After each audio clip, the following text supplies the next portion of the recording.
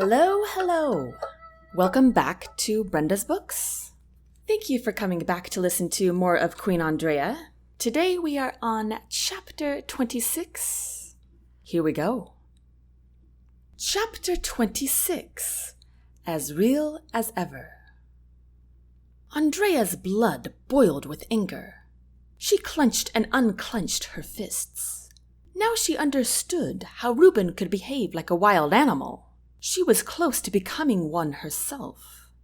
She wanted to order the commander to execute Draven right there and then. What did the law say about this? Andraya could not think clearly enough to recall the pages in her head. Just then, Hudson slammed his fist into the side of Draven's head. His eyes rolled back and he fell limp against the commander. "Is he dead, Hudson?" the Queen asked. Hudson shook his head, then stood statuesque again as if nothing had happened. "Take him away, Commander," said the Queen. "Now, I must find the shipmaster." She turned to Steffan and Martin.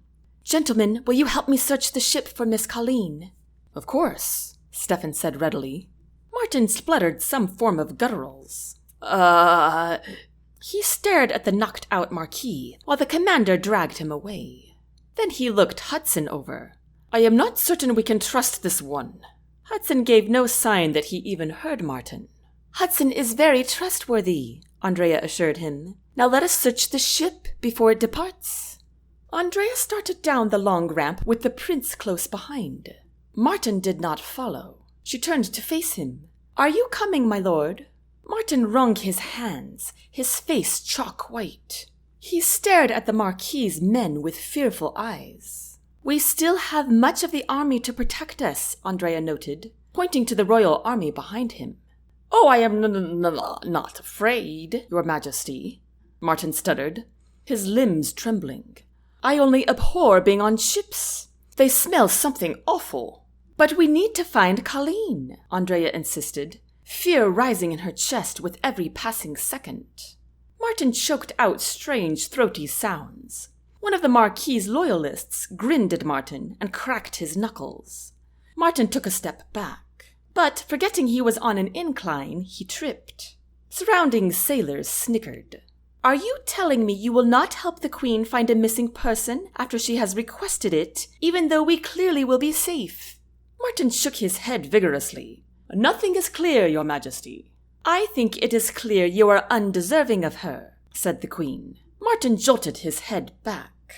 "Undeserving of whom? That rag doll of a servant?"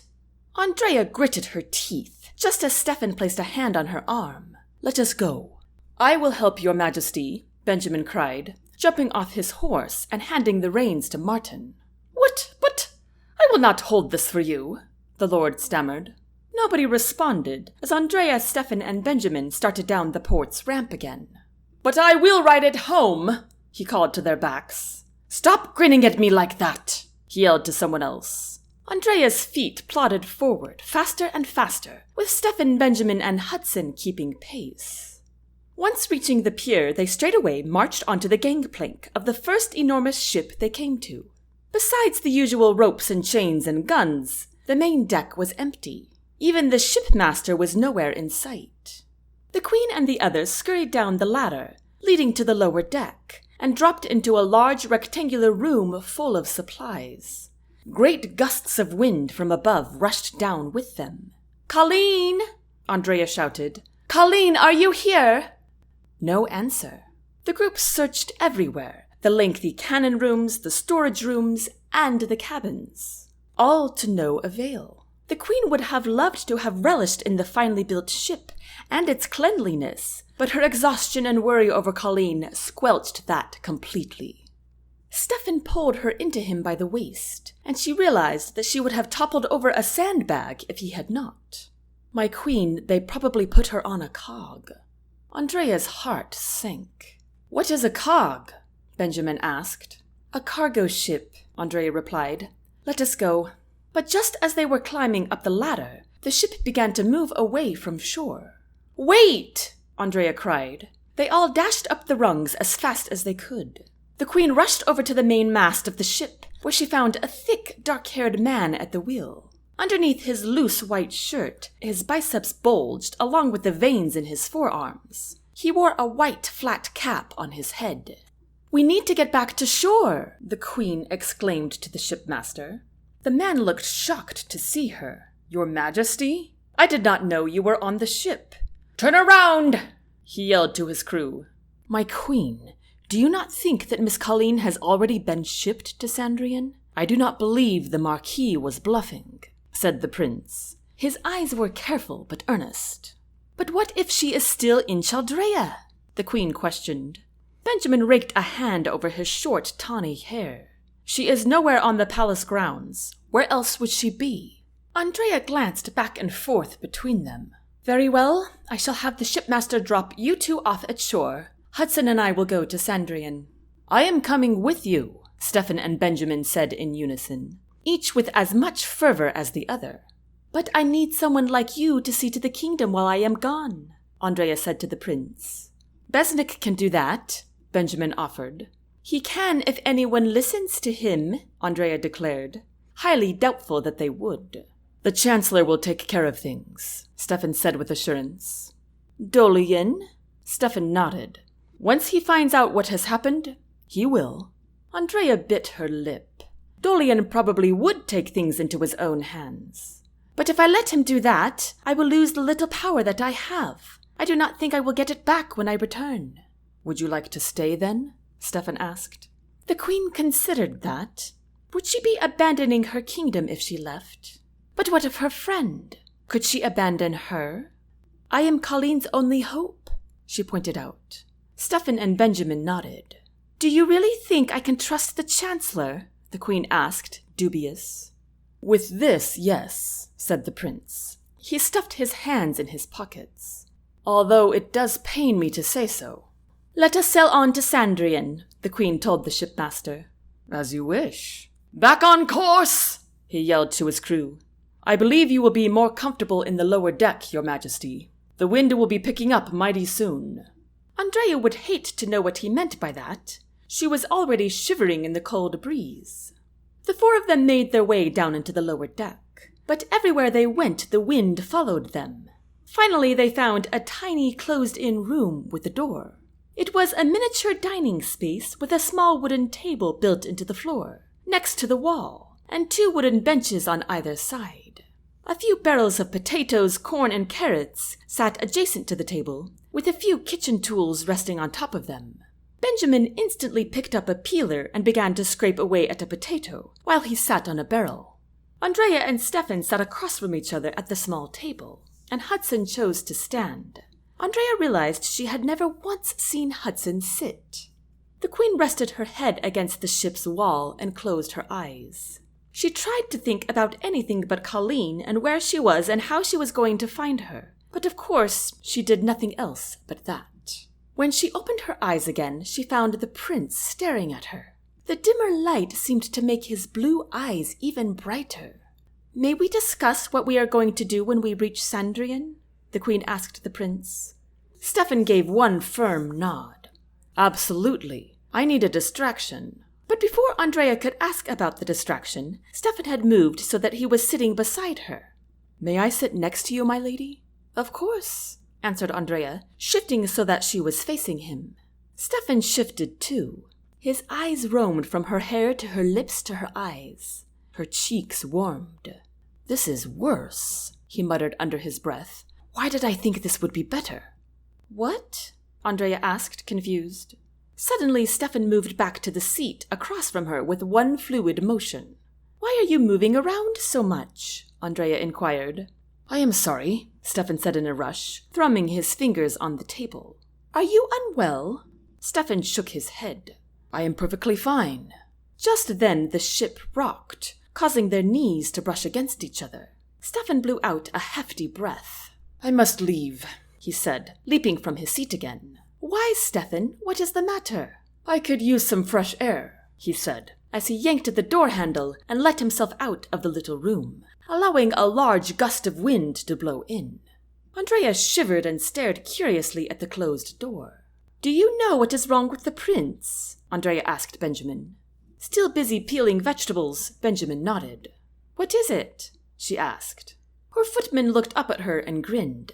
I think he should be the one to tell you. The queen moved her gaze to her guard. Do you know Hudson? Hudson nodded, but also gave no explanation. Andraya sighed and got to her feet. Why don't you sit down, Hudson? I am going to find the prince. The queen meandered her way through the various rooms, but Steffan was nowhere in sight, so she climbed the ladder up to the main deck. The wind had died down just a bit, but her navy skirt still flowed with the breeze.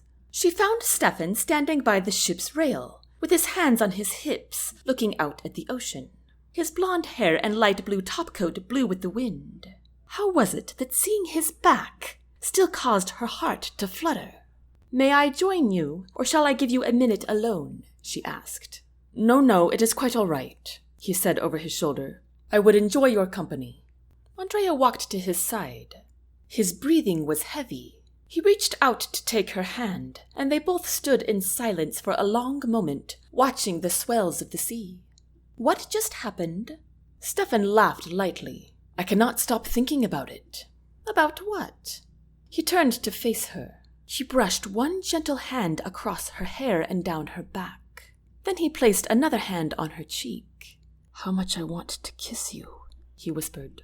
Andraya's cheeks flushed. Her heart raced ahead. She gazed at the fire in his eyes, and she knew he meant it. Why don't you then? She whispered back. Not a second later, his soft lips touched hers. His hand on her back pressed in ever so slightly. He moved his head back to look in her eyes. How do you feel? He said softly. Amazing, she breathed. Steffan put her face in his hands and kissed her again, this time longer and slower, and Andraya found she loved it so much she moved her lips to match his. Steffan stopped to look at her again. You are gorgeous, Andraya, he said, as he caressed her cheek. More gorgeous than I could ever put into words. Andraya stilled to the core, but her heart sped up. Sitting with you in that little space, so close to me, Steffan continued, shaking his head. I could not handle it anymore. You were just right there, looking as lovely as ever. He wrapped his arms around her waist and leaned his head against hers. It is unfathomable how beautiful you are. Andraya certainly had no words for this. So she wrapped her arms around him too, and he held her a little tighter. She decided she would stay in his arms until she could catch her breath, but she never could, so she slowly pulled out of his embrace. Steffan looked at her urgently now. He rubbed his fingers up and down her arms. I am so sorry if I did this too soon. Besnik kept warning me I needed to take things slowly, but it has been so hard, painful even. And then being in that crusted dining room, he said, rolling his eyes but also smiling. I thought I would have a stroke. An embarrassing giggle bubbled out of the queen. Steffan grinned at that, so Andraya let it all out, and Steffan chuckled along with her. Andraya took his hand and smiled up at him. May I ask how long you have felt this way? Steffan raised his eyebrows. Oh, heavens! From the moment I met you, I presume. Andraya laughed. Not so. Indeed so, he argued. When I first saw you walk into the council room, I thought I might fall over. Andraya laughed again. He was teasing her, and she placed a hand over her mouth to hide how much she enjoyed it. Really, Andraya? He was speaking with his arms now. Have you seen yourself? Do they not have a royal mirror in that fine bedchamber of yours? How do you know what my bedchamber looks like? Andraya inquired suddenly. That took Steffan off guard.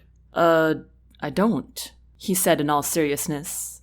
Andraya chortled. Look who's teasing now. Steffan let out a reluctant laugh and pulled her close again.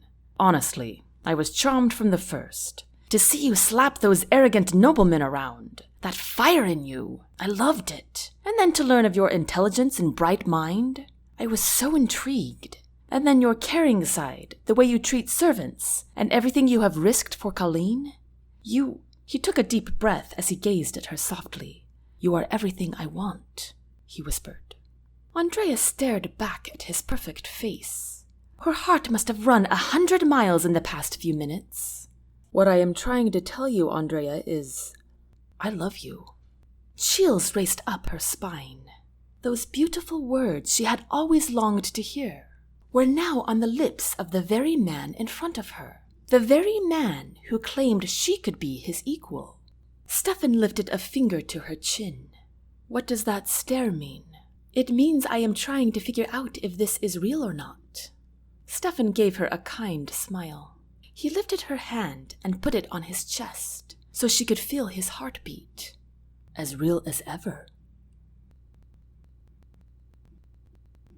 And that concludes Chapter 26.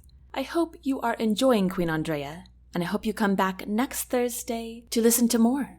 If you want to find out more about Brenda's books, you can visit brendasbooks.net. I hope you have a wonderful week. Until next time, take care.